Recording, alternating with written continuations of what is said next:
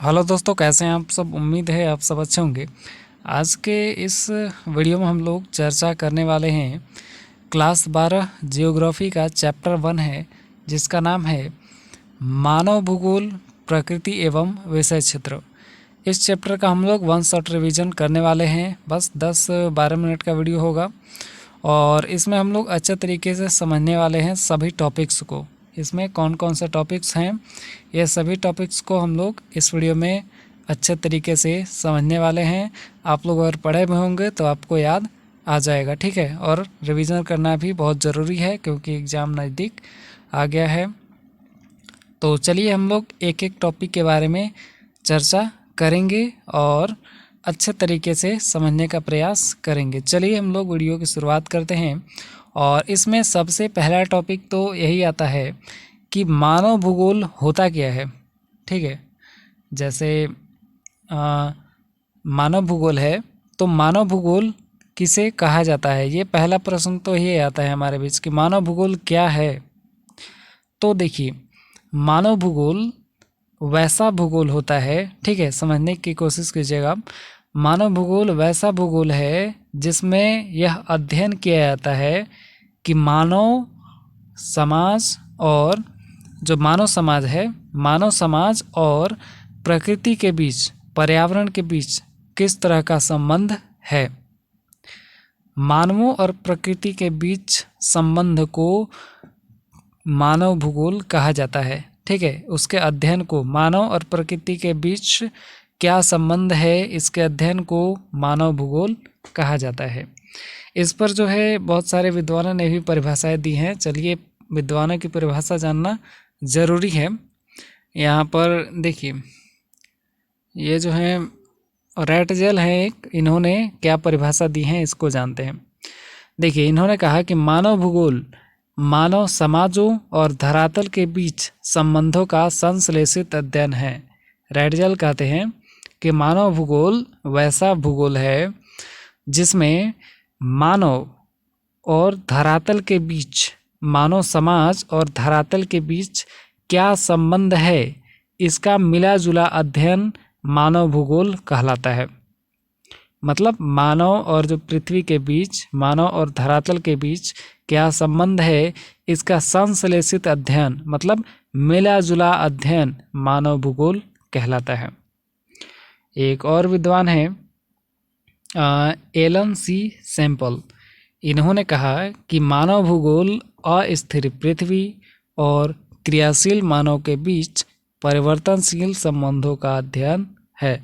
मतलब ये कहते हैं कि मानव भूगोल वैसा भूगोल है जिसमें अस्थिर पृथ्वी और क्रियाशील मानव के बीच क्या परिवर्तन होता है, ठीक है।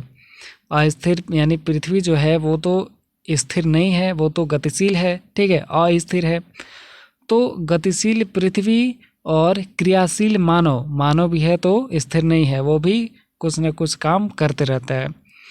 तो अस्थिर पृथ्वी और क्रियाशील मानव के बीच क्या क्या परिवर्तन हो रहा है, इन सब का अध्ययन मानव भूगोल के अंतर्गत किया जाता है। ये एलन सी सैंपल ने परिभाषा दी है।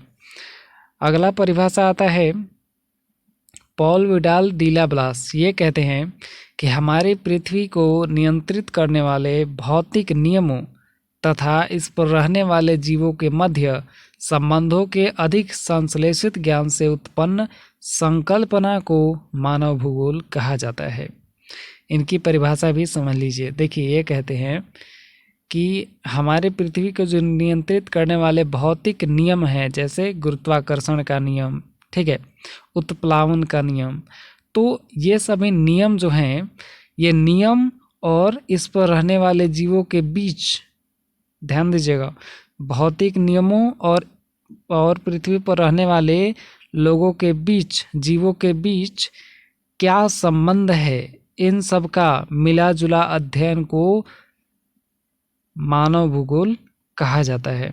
ये पॉल विडाल डी ला ब्लास कहते हैं, ठीक है, पॉल विडाल डी ला ब्लास ये कहते हैं। तो यहाँ तक तो परिभाषा समझ गए हम लोग। अब एक चीज़ और मैं आपको बताता हूँ, ये है टॉपिक मानव के जो है मानव का प्राकृतिकरण और मानव जो है प्रकृति का मानवीकरण। ठीक है, दो टॉपिक है, मानव का प्राकृतिकरण और प्रकृति का मानवीकरण।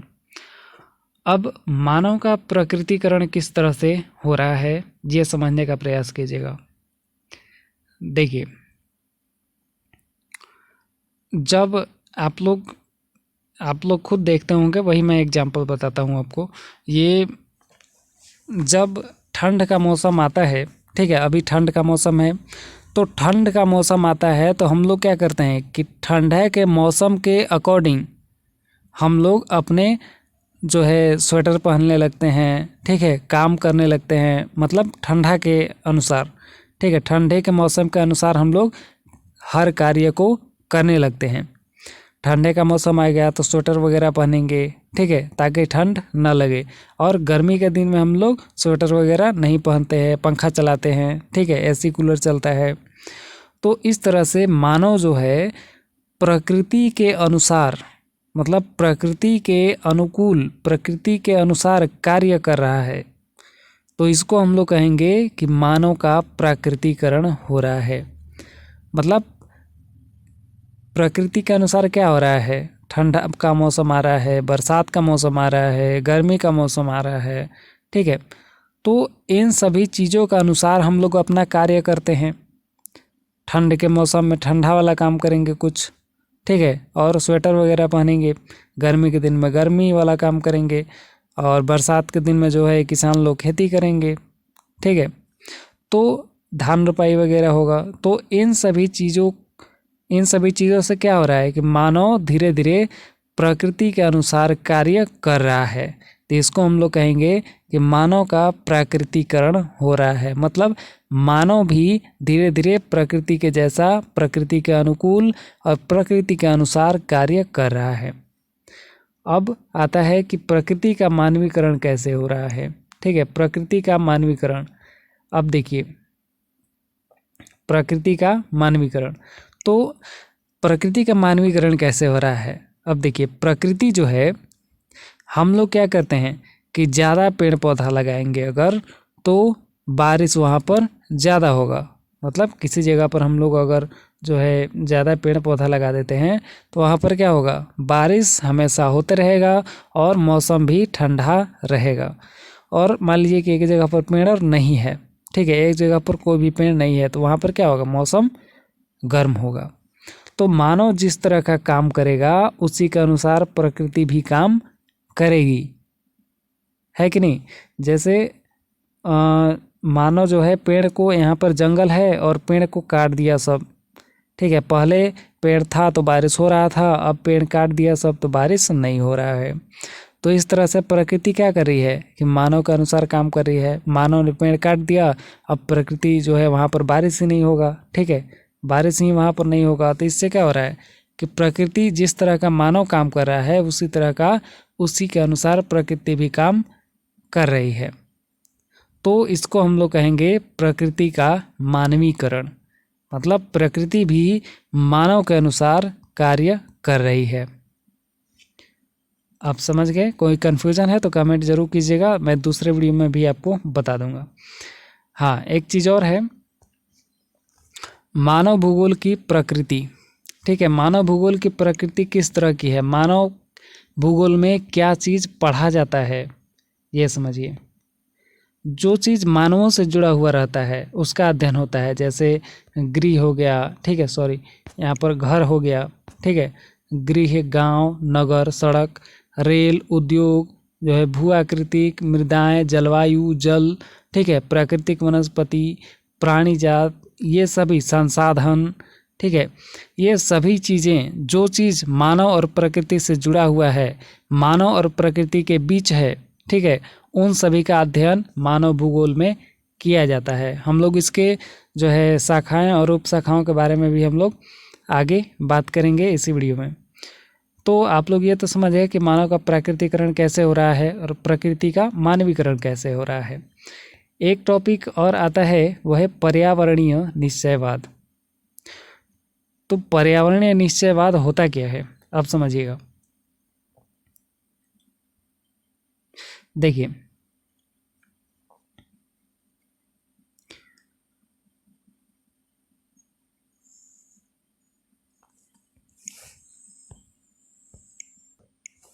देखिए पर्यावरणीय निश्चयवाद क्या होता है।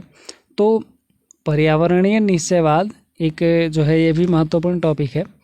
तो पर्यावरणीय निश्चयवाद में होता क्या है कि मानव जो है प्रकृति के अनुसार अपने आप को ढाल लेता है, तो इसे कहा जाता है पर्यावरणीय निश्चयवाद। अब देखिए जो हमारे वातावरण में जो वायुमंडल में जो वायु है, ठीक है, वायु इस तरह से है। अब इसमें हम लोग प्लेन उड़ाते हैं, ठीक है। तो वायु के डेंसिटी जो घनत्व वायु का होता है उसके अनुसार हम लोग प्लेन को बनाते हैं, ठीक है। ऐसा थोड़े है कि अपने मर्जी से बनाएंगे और जो है बिना पंखा का जो है हेलीकॉप्टर बना देंगे और हम कहेंगे प्रकृति मतलब प्रकृति के विरुद्ध जो है उड़ा देंगे उसको। ऐसा तो नहीं है। प्रकृति जिस तरह का है उसी के अनुसार हमको हर चीज़ बनाना पड़ेगा, ठीक है। प्रकृति में जिस तरह का है, जिस तरह का वायुमंडल है हमारा, जिस तरह का धरती है, जिस तरह का मिट्टी है, उसी तरह का कार्य हमें करना होगा। तो इसी को कहा जाता है पर्यावरणीय निश्चयवाद। मतलब प्रकृति के अनुसार हम अपने कार्य करने लगते हैं तो उसको कहेंगे पर्यावरणीय निश्चयवाद। प्लेन उड़ाते हैं प्रकृति के अनुसार, ठीक है। हम लोग वायुमंडल में कुछ चेंजिंग थोड़े किए हैं, हम लोग वायुमंडल के अनुसार जो है प्लेन बनाए हैं। मतलब मनुष्य क्या किए हैं कि वायुमंडल जिस तरह का है पृथ्वी में उसी के अनुसार प्लेन बनाया गया है। ऐसा थोड़ा है कि प्लेन पहले बना दिया गया और उसके अनुसार वायुमंडल बना दिया गया, ऐसा नहीं है। अब जहाँ पर ज़मीन मान लीजिए उपजाऊ है वहाँ पर खेती होगा, जहाँ पर उपजाऊ नहीं है वहाँ पर खेती नहीं करेगा आदमी। तो किसान क्या करता है, जहाँ पर उपजाऊ मिट्टी होता है प्राकृतिक रूप से वहीं पर खेती करता है, और जहाँ पर उपजाऊ मिट्टी नहीं होता है वहाँ पर खेती नहीं करता है। तो इस तरह से किसान क्या कर रहा है, प्रकृति के अनुसार काम कर रहा है। तो प्रकृति के अनुसार अपने आप को ढाल लेना पर्यावरणीय निश्चयवाद कहलाता है। चलिए अब आगे बढ़ते हैं। ये मानव का प्राकृतिकरण जो था टॉपिक, इसको आप लोग इस कहानी के माध्यम से पढ़ सकते हैं, ठीक है। हालांकि पढ़िएगा तो समझ में जो है आने की उम्मीद कम है, लेकिन फिर भी आप लोग पढ़ के समझ लीजिएगा क्योंकि जो है थोड़ा हार्ड लेवल का बताया जाता है इसमें एनसीईआरटी वाले बुक में। अब एक चीज़ और आप लोग यहाँ पर टॉपिक दिख रहा होगा, ये संभववाद, ठीक है। एक टॉपिक क्या है, संभववाद। इसको थोड़ा सा समझ लेते हैं हम लोग। तो संभववाद होता क्या है, देखिए पहले के जो विद्वान लोग थे, पहले हमारे पास जो है क्या है, इतना टेक्नोलॉजी ये सब तकनीक एरोप्लेन हवाई जहाज़ ये सब कहीं कुछ नहीं था, ठीक है। पहले के विद्वान जो थे बहुत पहले के, वो सोचते थे प्रकृति को देख करके कि आने वाले समय में मानव जो है जो अच्छी मतलब जहाँ ऊंची ज़मीन है वहाँ पर घर बनाएगा, ठीक है। जहाँ पर खेती करने लायक ज़मीन है वहाँ पर खेती करेगा। और इसमें और बताया गया है यहाँ पर कि जो उच्च भूमि है वहाँ पर स्वास्थ्य वाला विश्राम स्थल बनाएगा, विशाल नगरीय प्रसार होगा। मतलब अच्छी जगहों पर अच्छे मैदानों में जो है बहुत बड़ी बड़ी नगरें बनाई जाएंगी, ठीक है। और पहाड़ियों में चारगाहें बनाई जाएगी, तटों पर पतन और महासागरीय तल पर समुद्री मार्ग होगा, ठीक है। महासागरों में समुद्री मार्ग होगा, अंतरिक्ष में उपग्रह हमारा होगा, ठीक है। पृथ्वी का जो है कृत्रिम उपग्रह होगा। तो इस तरह से पहले के जो विद्वान लोग थे वो संभावना लगा रहे थे, ठीक है। पहले के विद्वान जो थे वो संभावना लगा रहे थे कि आने वाले समय में इस तरह की चीज़ें होंगी, ठीक है। बहुत बड़े बड़े नगर बनेंगे, ठीक है। बहुत बड़े बड़े जो है स्वास्थ्य चिकित्सालय बनेंगे, ठीक है। बहुत बड़े बड़े जो है खेत बनेंगे। तो इस तरह की संभावनाओं को पहले के विद्वानों ने इसे संभववाद का नाम दिया। नाम से ही पता चलता है संभववाद, यानी पहले के विद्वान लोग जो चीज़ें संभावना लगाते थे वो लोग, कि मतलब उनको लगता था कि हाँ, ये आने वाले समय में ऐसी सब जो है ऐसी चीज़ें होने की संभावना है, तो उसी चीज़ को ये लोग नाम दे दिए थे संभववाद। ठीक है, पहले के विद्वान लोग नाम इसी को दे दिए थे संभववाद। तो अब आप समझ गए होंगे कि संभववाद क्या है। अब यहाँ देखिए, अब एक और टॉपिक है ये पर्यावरण जो है ये वाला ना, नौ निश्चयवाद और रुको और जाओ निश्चयवाद, ये दोनों एक ही है। ठीक है, दोनों एक ही हैं, बस नाम अलग अलग है। तो पर्यावरणीय निश्चयवाद और संभववाद के बीच वाला जो निर्णय लिया गया या जो मध्य मार्ग है, उसको जो है विद्वानों ने नव निश्चयवाद का नाम दिया। जो पर्यावरणीय निश्चयवाद है और संभववाद है, उसके बीच वाले मार्ग को इन्होंने कहा नव निश्चयवाद। मतलब पर्यावरणीय निश्चयवाद क्या था कि पर्यावरण के अकॉर्डिंग मानवों का ढल जाना, पर्यावरणीय निश्चयवाद। और संभववाद यानी पहले के विद्वान लोग संभावना लगा रहे थे कि आने वाले समय में जो है मानव कितनी तरक्की करेगा। तो इसी दोनों समय के बीच को नव निश्चयवाद का नाम दिया गया और इसी को कहा जाता है रुको और जाओ निश्चयवाद। अब आप लोग इसको समझ गए होंगे। ठीक है, अब आगे हम लोग चलते हैं। अगला टॉपिक है मानव भूगोल के क्षेत्र और उपक्षेत्र। मानव भूगोल के क्षेत्र और उपक्षेत्र, यही एक इम्पोर्टेंट टॉपिक है। इसके बाद इम्पोर्टेंट टॉपिक इधर हमको नहीं लग रहा है। ठीक है, ये कोई ज़रूरी नहीं है। बृहद अवस्थाएं प्रणोद। ठीक है, हम लोग क्षेत्र और उपक्षेत्र के बारे में जान लेते हैं। देखिए, मानव भूगोल के क्षेत्र कौन कौन से हैं। यह सामाजिक भूगोल, नगरीय भूगोल, राजनीतिक भूगोल, जनसंख्या भूगोल और आवास भूगोल और फिर है आर्थिक भूगोल। अब सामाजिक भूगोल के भी उप क्षेत्र हैं। सामाजिक भूगोल क्या है, मानव भूगोल का क्षेत्र है, तो सामाजिक भूगोल के भी कुछ उप क्षेत्र हैं, जैसे व्यवहारवादी भूगोल, सामाजिक कल्याण का भूगोल, ठीक है, अवकाश का भूगोल, सांस्कृतिक भूगोल, लिंग भूगोल, ऐतिहासिक भूगोल, चिकित्सा भूगोल, ये सभी सामाजिक भूगोल के जो है उप क्षेत्र हैं। और व्यवहारवादी ये जो उप क्षेत्र हैं, अब ध्यान दीजिएगा इधर क्या लिखा हुआ है, इसको समझने के लिए इसको समझिए कि ये जो उप क्षेत्र हैं, जितने भी उप क्षेत्र दिए हुए हैं, इन सभी के मतलब अध्ययन जो है दूसरे विषयों में भी किया जाता है। मतलब इन सभी के अध्ययन में दूसरे विषय वाले भी सहायता करते हैं, दूसरे विषय के क्षेत्र भी सहायता करते हैं, उसी का नाम यहाँ पर दिया गया है। जैसे समाजशास्त्र, समाजशास्त्र क्या है, समाज के बारे में अध्ययन है, तो ये भी क्या है, सामाजिक भूगोल से संबंधित है। ठीक है, मनोविज्ञान है, ये भी क्या है, सामाजिक भूगोल से संबंधित है। कल्याण अर्थशास्त्र, समाजशास्त्र, मानव विज्ञान, समाजशास्त्र, मानव विज्ञान, महिला अध्ययन, ठीक है, इतिहास, महामारी विज्ञान, ये सभी क्या है, मानव से ही संबंधित है। तो हालांकि ये थोड़े दूसरे जो है दूसरे थोड़े सब्जेक्ट के जो है ये क्षेत्र हैं, ये सभी ये वाले जो टॉपिक्स इधर आपको दिख रहे हैं, ये दूसरे सब्जेक्ट के क्षेत्र हैं, लेकिन ये भी मानव भूगोल से जो है मानव भूगोल के कुछ क्षेत्र से जुड़े हुए हैं, इसलिए इनका नाम इधर दिया गया है। अब आता है नगरीय भूगोल। तो नगरीय भूगोल जो है, नगरीय भूगोल एक क्षेत्र है पूरा। ठीक है, नगरीय भूगोल का कोई उप क्षेत्र नहीं है। इससे अध्ययन एक है मिला जुला एक सब्जेक्ट है जिसका नाम है नगरीय अध्ययन और नियोजन। इसका भी अध्ययन जो है इसी से संबंधित है, इसलिए इसका नाम यहाँ पर दिया हुआ है। अब है राजनीतिक भूगोल। राजनीतिक भूगोल का भी उप क्षेत्र है निर्वाचन भूगोल और सैन्य भूगोल। इससे एक चीज़ और संबंधित है, राजनीतिक विज्ञान। अब देखिए, राजनीतिक विज्ञान है दूसरा थोड़ा सा सब्जेक्ट है, मानव भूगोल से थोड़ा अलग है, लेकिन इसमें भी मानव के बारे में ही बताया गया है, इसलिए ये मानव भूगोल से जुड़ा हुआ है। जनसंख्या भूगोल, आवास भूगोल, आर्थिक भूगोल, ये सभी मानव भूगोल के क्षेत्र हैं।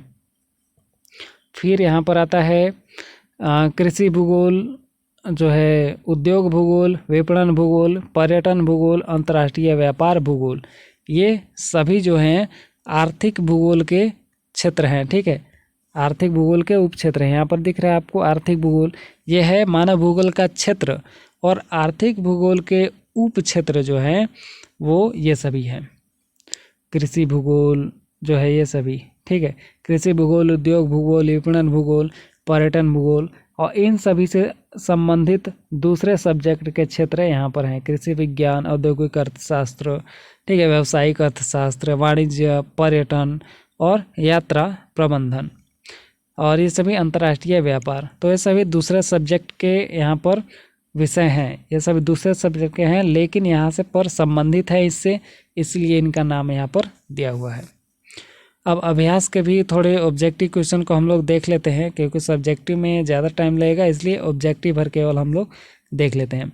तो देखिए, पहला प्रश्न क्या कह रहा है कि निम्नलिखित कथनों में से कौन सा एक भूगोल का वर्णन नहीं करता है? कौन सा एक भूगोल का वर्णन नहीं करता है? तो इसमें क्या कह रहा है, समाकलनात्मक अनुशासन ये भूगोल का वर्णन करता है। मानव और पर्यावरण के बीच अंतर संबंधों का अध्ययन, ये भी भूगोल के अंतर्गत ही आता है। ठीक है, ये वाला है कि नहीं, भूगोल मानव और पर्यावरण के बीच जो अंतर संबंध है उसका अध्ययन क्या कहलाता है, मानव भूगोल कहलाता है। तो ये भी एक भूगोल का वर्णन करता है। द्वैतता पर आश्रित, ये भी भूगोल का वर्णन करता है।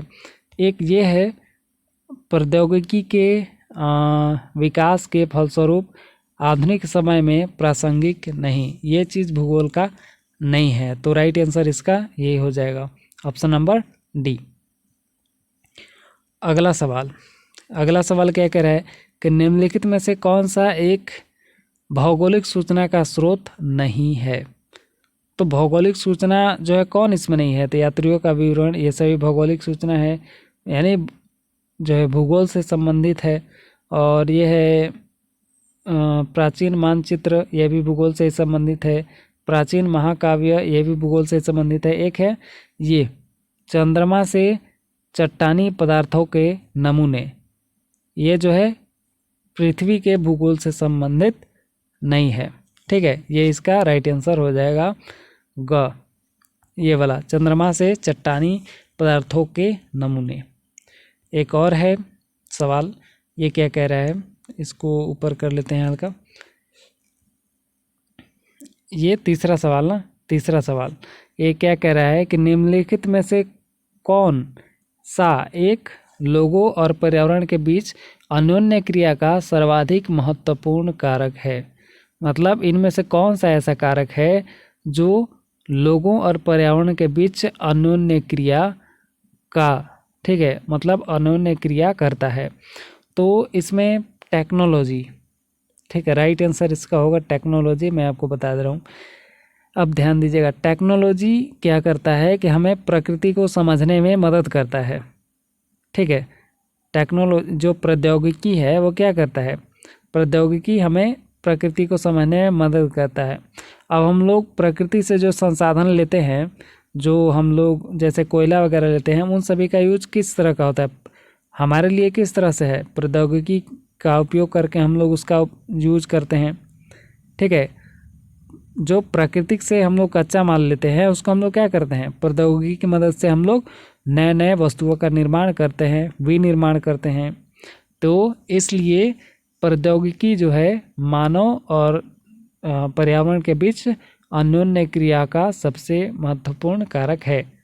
तो राइट आंसर होगा प्रौद्योगिकी। चलिए, चौथा प्रश्न क्या कह रहा है कि निम्नलिखित में से कौन सा एक मानव भूगोल का उपगमन नहीं है? मानव भूगोल का उपगमन कौन नहीं है? तो देखिए, क्षेत्रीय विभिन्नता ये भी है, क्योंकि क्षेत्रीय विभिन्नता मानव के कार्यों से ही जुड़ा हुआ है। स्थानिक संगठन मानव का ही है, और अन्वेषण एवं वर्णन ये भी मानव ही करता है। एक है मात्रात्मक क्रांति, ठीक है, ये मानव भूगोल का उपगमन नहीं है। तो राइट आंसर होगा ख, मात्रात्मक क्रांति। तो इस तरह से उम्मीद है आपको यहाँ तक बहुत ही अच्छे से समझ में आ गया होगा चैप्टर 1। अब हम लोग चैप्टर 2 का जो है वीडियो बनाने वाले हैं। अगर आपको जल्द चाहिए तो चैनल को सब्सक्राइब कर लीजिए और कमेंट करके बताइएगा कि वीडियो कैसा लगा और समझ में आया कि नहीं आया। इसके बाद ही हम लोग अगला चैप्टर बनाएंगे। तो उम्मीद है आपको वीडियो अच्छा लगा होगा और लाइक शेयर ज़रूर कर लीजिएगा। चलिए मिलते हैं अगले वीडियो में, तब तक के लिए धन्यवाद।